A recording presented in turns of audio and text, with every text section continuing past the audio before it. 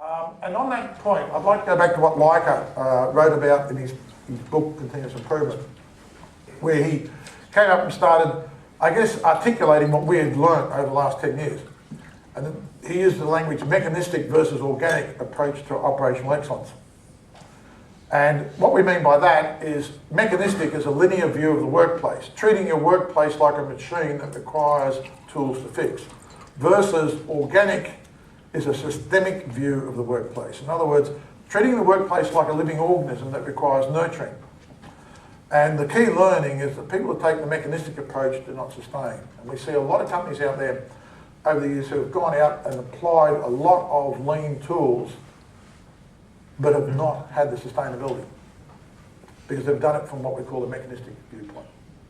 And I guess that's why Lean was, like I said, first book was written in 1990, The Machine That Changed the World, which is now 22 years later. Right? Yeah, 22 years later. People are still trying to get it to work because everyone's taken very much a mechanistic approach. Again, I'll show you a bit about the visual side of the process and using the cause and effect diagram to identify potential causes. You can see it's a high engagement exercise. You know, the guys that are writing down on the post-its, sticking them up, talking around, moving them around during the training exercises, seeing the high level of engagement from the guys. What I was seeing was teams being pulled closer together, you know, and at a higher level, the lead team members that sort of led these projects, I guess, were actually learning a lot about their process and their people. In the past, it was our lead team members that were trying to solve these problems. The getting to root cause, again, using the A0s, very good process, visually, high engagement exercise. Something that was new to me, you know, we'd all talked about 5 whys going in this direction, but the verification step in asking the therefore question and going backwards to verify root cause. Strong in checking that we had the right root cause. Our key learnings to date, the cost of power usage by different parts of the business. We were pretty naive to where our power was going until we actually did the internal audit, and it was well worth doing. And if you guys are thinking about it, you really should do it. It showed up that the Bradbury line uses the largest proportion of power at 39%, which we weren't aware of until we started doing these audits. We also found that lighting presents the best opportunity for cost savings over the next few years. It basically is very minimal outlay of capital for us. It's quite cheap, but in the end we get a $27,000 return for very minimal outlay, which will increase over the years as the power costs continue to rise. One of the concerning things we found was that the employee perception of energy use practices are at a low level. The guys knew what they needed to do, but weren't sure how to tell us what they wanted. Some of the statements in the audits were that they knew lights were left on, equipment was running. So by engaging the workforce, we've been able to get some ideas out and put them into practice. And the last one's diversity of team members bring different perspectives to the team.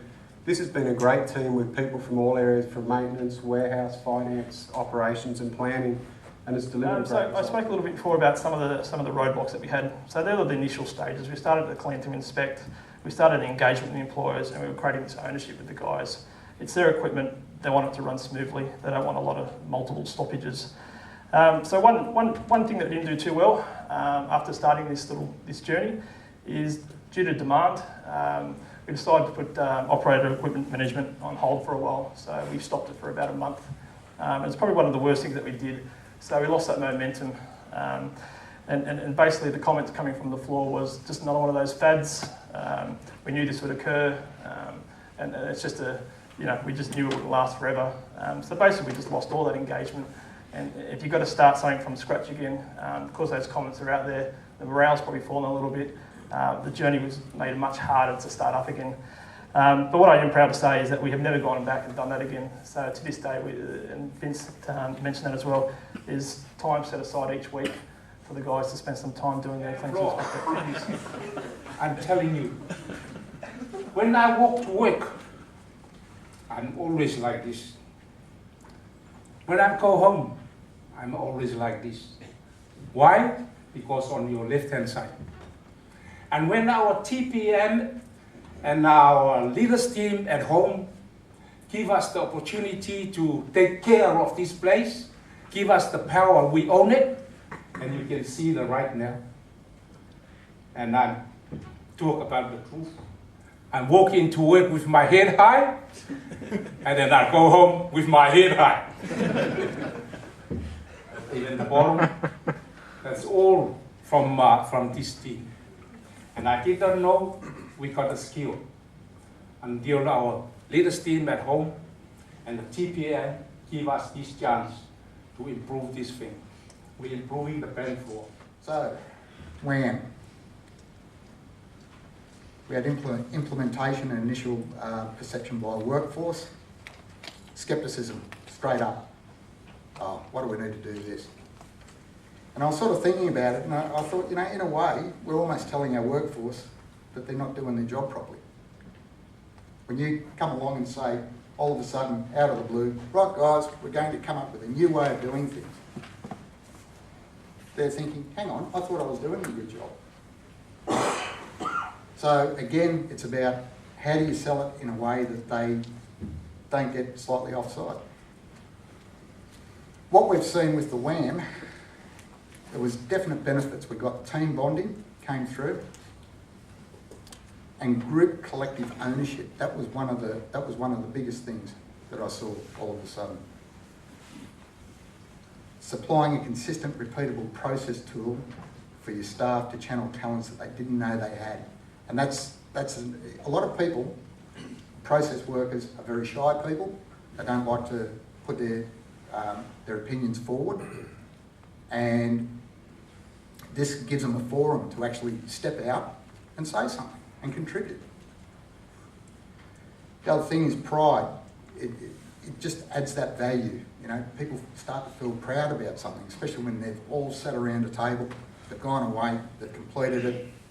I saw the pride with our Kiwi friends. It's there, you can see it. So we really want to try and get, and depending on where you are on your lean journey, do you need to do a cultural and a behavioural change? Because typically what you'll find when you're doing that, you'll have what we categorise as 3 types of operators on the floor. You'd have your initial resistors, and they just say, seen this done, they don't want to know about it. You'll have a percentage that'll be fence sitters. Yeah, we'll just watch, see what's happening. New management's coming in, what's going to happen? Are they going to leave? What are we going to do? Yep. Then of course you have the early adopters, and these are the guys that you really want to identify very early in the piece, very early in the journey, and start mentoring and coaching them, because these are the future for your company. The gentleman mentioned the people are your assets to the company, by all means. Succession planning, so you want to lead. Typically you may have your supervisor or your team leader, sorry, your supervisor, maybe your production coordinator doing the meetings.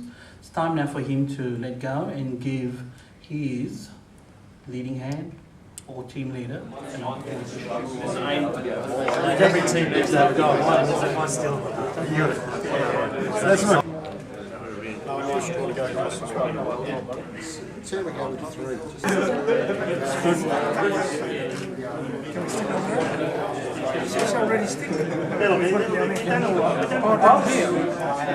The other thing which we've heard lots of times is it says you need to try and address these issues at the lowest practical level within the organisation. And the word practical is a key one, because if, you know, in all of these TPM books and Lean, the Japanese books, they say in a sort of slightly Jedi way, go to the machine and it will tell you what's wrong with it. And you think, how the hell? So, you know, if the machine is a packer, then you might have a chance. You go along, you stand by the side of the packer and you see that every 100th cardboard thing that goes in there gets jammed, and you go, aha, I know what's going on here. I can tell you, you can go and sit by the side of a fermentation for a very long time and it will tell you jack. So you know, you can do that for something like,